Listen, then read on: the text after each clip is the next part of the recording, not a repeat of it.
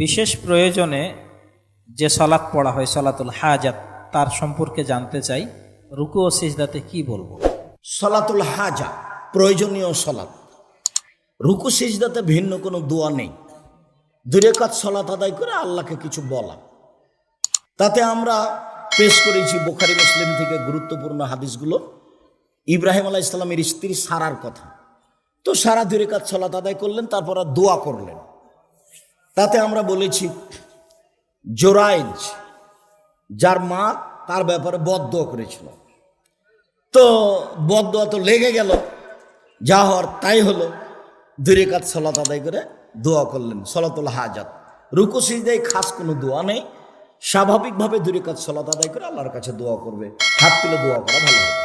সালাফি কনফারেন্সে আসলে সালাত কসর পড়তে হবে কিনা? বাড়ি থেকে যদি বের হয়, সেটা যদি তার সফর হয়, তাহলে বাড়ি থেকে বের হয়েই কসর করবে। সালাফি কনফারেন্সে বাংলাদেশের বিভিন্ন জেলা থেকে এসে তারা সবাই মুসাফির।